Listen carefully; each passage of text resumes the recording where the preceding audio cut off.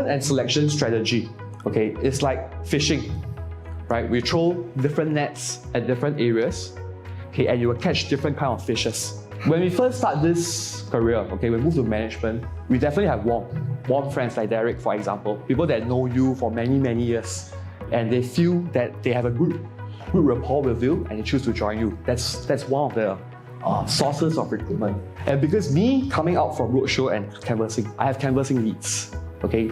And every person that I meet, every contact that I have a remarks column. What did I spoke to them about? So of course there are some that is still studying, which I don't approach them for sales. But a couple of years later, that is when I'm moving to management. I call back to this group of students who have already graduated or looking for a job. And of course, a few of them actually join. So canvassing leads, those past leads that you have, is something that you can tap on. Personal observation. Okay, sometimes when you go and buy clothes, buy shoes, recruitment candidates is really everywhere. Or you attend outside courses and you notice that this particular candidate has what it takes to join this industry. That's when you start to engage them, talk to them. So personal observation is something that I also adapt. And that is how I actually met two of my group, which is Jaslyn and Priscilla. They're all my top producers, and Jaslyn is the newly promoted junior manager. That's how I met them in this course called NLP course. Yeah, that is true personal observation. Staff. As per all agency groups, you definitely need staff to do the back-end support role for you. Like, there's a lot of administrative work to do, and you can't possibly spend all your time on this administrative work.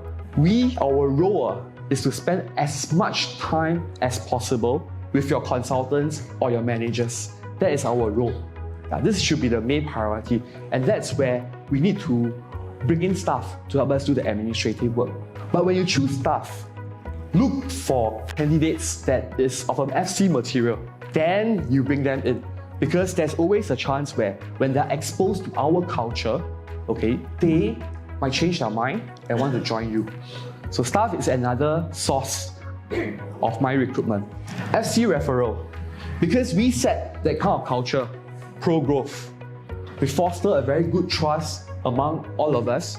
Your FCs, they will refer to you because they themselves also want to move to management. And that's where there's a parking period depending on each different companies. Okay? And once they meet the criteria, let them be promoted with their guys. That way is one key thing. I think trust is important if you want to grow fast. So what is my selection criteria is, first, you must know yourself. Know yourself meaning to say each of you have your own different coaching style. And you will come to realize that certain profile actually perform under your coaching. So you have to know what kind of profile is that. So knowing yourself is important. And one of the things that I use to validate that is this. For me, I choose FCs that have a good first impression. That means when I see this person, I find that they have a pleasant look. They don't need to look like supermodels, but at least I look at them, 看得顺眼.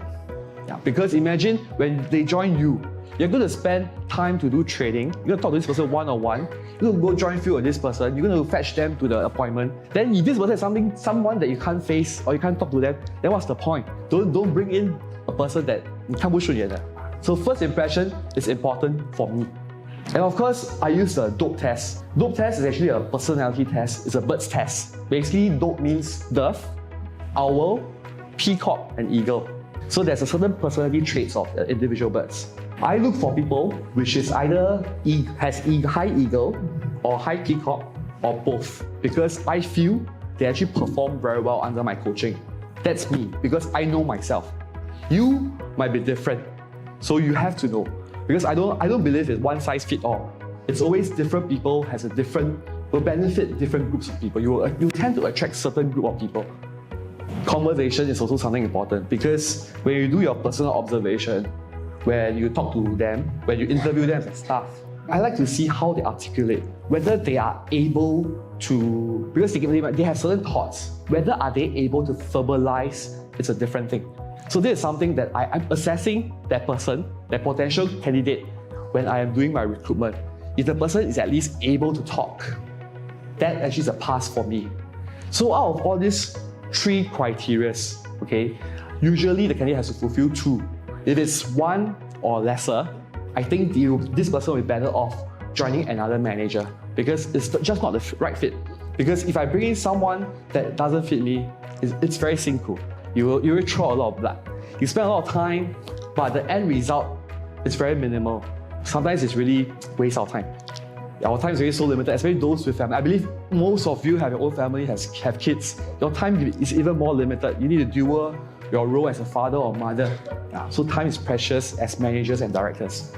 So how do I mentor my FCs? Some little tips I think can be applied.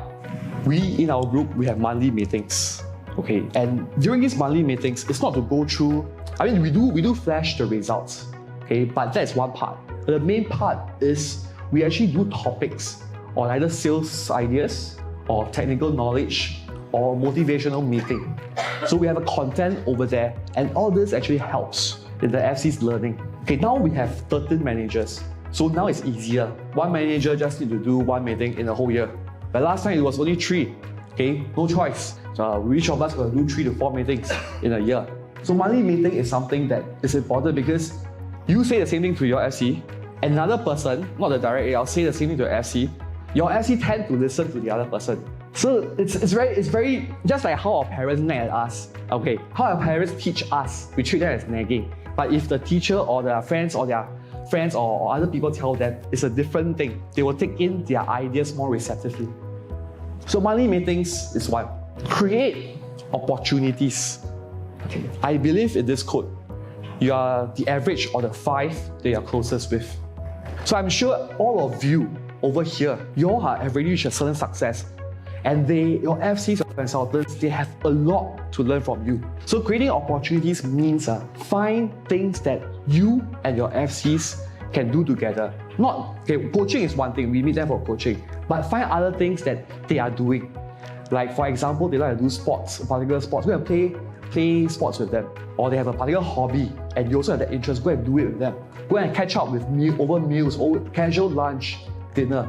Because through all these opportunities you are with them, okay, you will find chance to slowly influence their thoughts to become more positive, because you have a lot of habits that you want to pass on to them, but just don't have the opportunity to tell them. So find all this kind of meetups, informal session, slowly bring them up, be their average 5, then they will actually progress. And of course, our group, we use a lot of social media, and we reflect the culture in our social media posts. When we go for the bonding sessions, we go for our events, straight away we will post, and we will tag each other because of the family culture.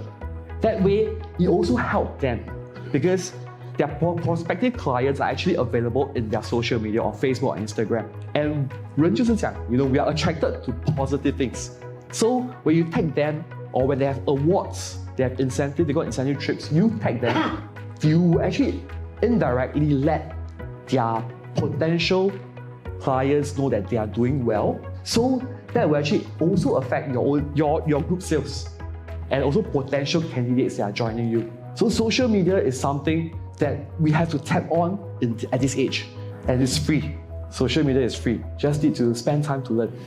This is something that we have to stress to every candidates and every consultants that we have. Continuous learning. Learning doesn't stop after they attend the 5 days induction, after they attend 1 week training with you, it stops that. No, in our industry, it's always continuously learning from everybody. So I like to tell them to go for practitioner sharing. That means people who are already in this industry, okay, they are the top producers. They share how to present a plan in a different way than what we teach. They share how to communicate with clients. So every time I see this in either our company training sessions or outside, okay, I will ask them to go. Practitioner sharing is something that's important. Also tell them, delegate, or rather keep aside some budget to go for external costs to upgrade ourselves. Because if we only go for a particular company's courses or just the agency course, your learning is restricted. But if you look bigger than that, go to other courses, you can actually learn a lot more and apply back in our industry. So attending courses is something that is important for their growth. But last but not least, read books. Warren Buffett at the age of 88 spent most of his time reading books. and there are billions or trillions of books in your whole lifetime you won't be able to read finish.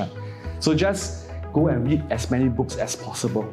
That is actually how I mentor my FCs.